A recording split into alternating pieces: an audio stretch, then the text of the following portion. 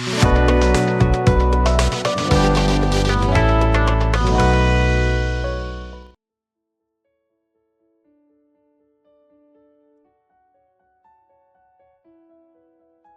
pagi dan shalom. Kita patut bersyukur kepada Tuhan, kasih dan kemurahan Tuhan, sehingga pada pagi hari ini kita boleh bangun dengan tubuh yang sehat. Sebelum kita melaksanakan aktivitas kita pada pagi hari ini, kita akan melandasinya dengan membaca dan merenungkan firman Tuhan melalui renungan harian Toraya edisi Kamis 20 Agustus 2026. Kita berdoa. Sungguh kami mengucap syukur kepadamu pada pagi hari ini Tuhan, oleh karena kasih dan kemurahan Tuhan senantiasa menuntun kami, sehingga saat ini Tuhan kami boleh bangun dengan tubuh yang sehat. Bapa Surgawi, kami mau membaca, merenungkan firman-Mu sebagai penuntun dalam kehidupan kami sepanjang hari ini. Kiranya Tuhan senantiasa memberkati, biarlah firman-Mu Tuhan senantiasa mengambil tempat yang layak dalam kehidupan kami. Ampuni dosa dan kesalahan kami Bapa, bersabdalah kami siap untuk mendengarkan firman-Mu. Amin. Yang akan kita baca saat ini yaitu Yesaya 27 ayat yang pertama sampai dengan ayatnya yang ke-13. Firman Tuhan berbunyi, Israel diselamatkan.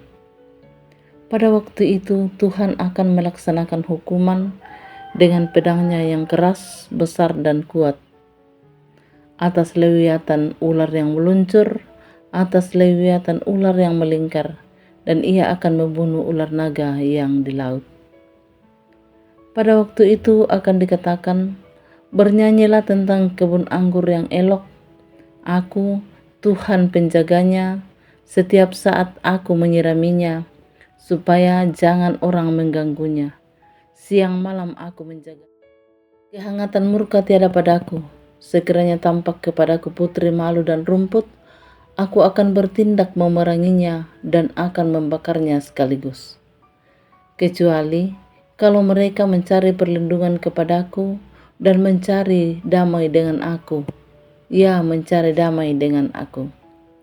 Pada hari-hari yang akan datang, Yakub akan berakar, Israel akan berkembang dan bertunas dan memenuhi muka bumi dengan hasilnya. Apakah Tuhan memusnahkan umatnya seperti ia memusnahkan orang yang memusnahkan mereka? Atau apakah ia membunuh umatnya seperti ia membunuh orang yang membunuh mereka? Dengan menghalau dan dengan mengusir mereka, engkau telah melawan mereka. Ia telah menyisihkan mereka dengan anginnya yang keras di waktu angin timur. Maka beginilah akan dihapuskan kesalahan Yakub, dan inilah buahnya, ia menjauhkan dosanya. Ia akan membuat segala batu mesbah seperti batu-batu kapur yang dipecah-pecahkan, sehingga tiada lagi tiang-tiang berhala dan pedupaan-pedupaan yang tinggal berdiri.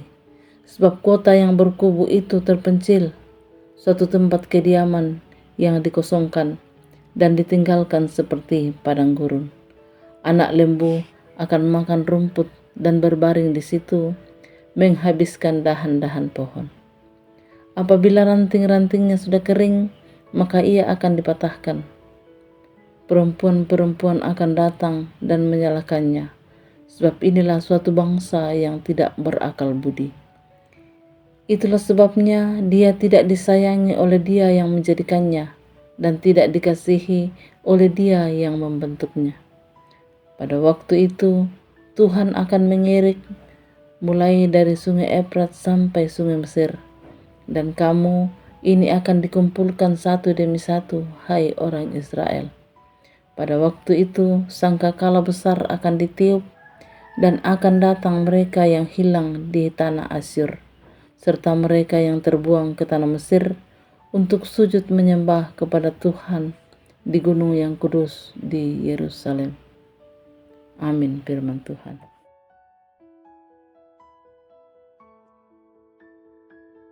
Tema yang akan kita renungkan yaitu nyanyian tentang Dia. Nyanyian merupakan sesuatu yang dapat memberi dampak bagi manusia, baik itu untuk yang mendengarkan atau yang menyanyikannya. Hal ini menjadi alasan mengapa ada banyak nyanyian yang menceritakan tentang jalan kehidupan manusia, mengenai kesedihan, sukacita, kebahagiaan, kesulitan, dan berbagai pergumulan. Dalam Yesaya 27 ayat 1-13 mengisahkan bangsa Israel dengan pergumulan, ketakutan, dan kesedihan ketika mereka ada dalam pembuangan. Ancaman Asyur dan Babel serta gejolak politik dan kehidupan sosial yang menindas mereka.